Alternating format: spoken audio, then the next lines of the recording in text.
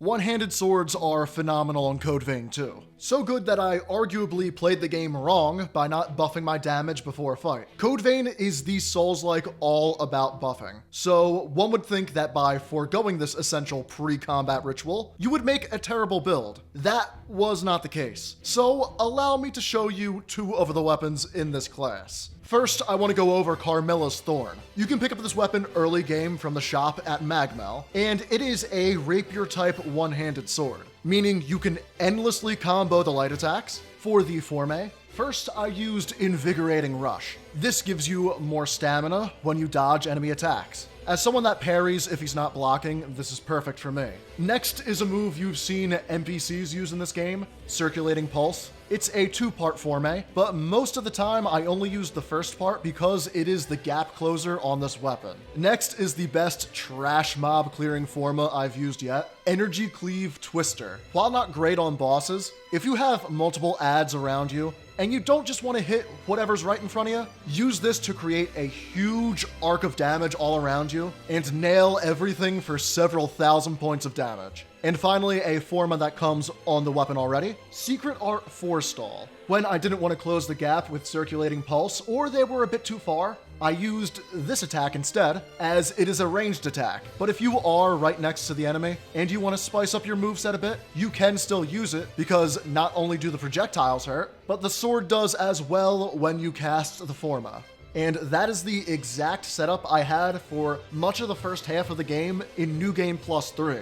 I've never used a rapier-type weapon in Code Vein, so while this was a new experience for me, it was still incredibly easy. If you're running a Dexterity Blood Code and want a good weapon for the start of the game, pick up Carmilla's Thorn. But next, I have a weapon for you that's even better. Cursed Murasame can be found from Yadwiga's minion right outside the Northern Watch Fort, which is like the fourth thing in my builds that we've gotten from that guy. So he has quite the catalog. First things first, I had an infusion on this weapon. Head to the southeast corner of Sunken City, and through the back entrance of that large building in the area where Zenon's lab is, you will find the item for light infusions. When the Cursed Murasame is infused with this, you'll inflict Sunblight buildup, which I don't know if anything outside of Zenon inflicts this status, but it acts just like Bleed does in Elden Ring. It's not as overpowered, but it still chunks down elite and boss health bars. With said infusion, you also still have a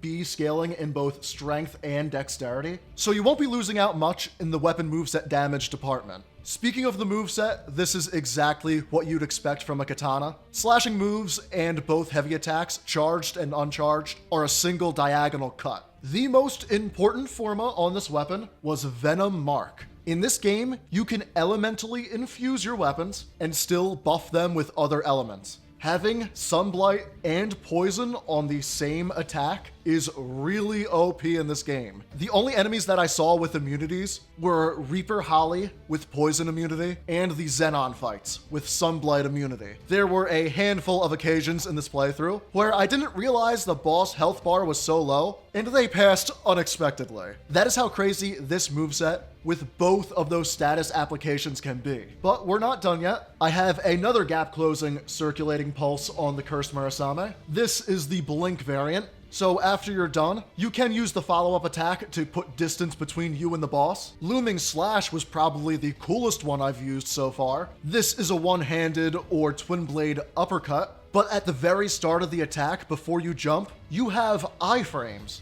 So attacks that you usually can't dodge up close can be completely negated by a good timed cast of Looming Slash. And finally, I've used it before on the Halberd builds, Severing Abyss. I don't know why, but this move seemed to do so much more damage than Looming Slash, even though on the training dummy they both do about 5,000 damage unbuffed. Severing Abyss chunked down enemy HP like it was nothing. If you keep up your I-Core, you can spam this attack and send all your foes into an early grave. Before I discuss more general build information, I want to ask all of you, what is your favorite status effect, not only in From Software's games or Code Vein, but any Souls-like? Mine would have to be Banish from Remnant 2. It's on this weapon called the Repulsor, and essentially lets you freeze enemies in time. The thing is, it can also apply to your friends. So if I have it equipped and you're in the party with me, expect to freeze randomly as we explore the world. Do let me know yours in the comments down below. I want to let you all know that this video, as always, is sponsored by my dark fantasy novel, Follow the Gleam. Code Vein is filled with vampires, so if you're into them, you'll like the vampire character in my book. Linked down below. And for more Souls-like and build videos like this, every single Friday at 5 p.m. Eastern Time, be sure to like and subscribe to the Jersey Side. The defensive forme I used for the build were either the Parry Shield, the Heavy Mutinous Bracer to be exact, or Umbral Shift for some late game fights, like Valentin. I could have used the Ogre Jail for this, as it's very fast, and for up-close combat, but I stuck to the Stinger instead for better range. For our attack forme, I had to use Xenon's Warhammer of the Fool. I didn't use it much in my combos throughout the fight, but it saw a decent amount of action for fight closers, as there is nothing more fun than randomly summoning a giant hammer to send home the final nail in the coffin.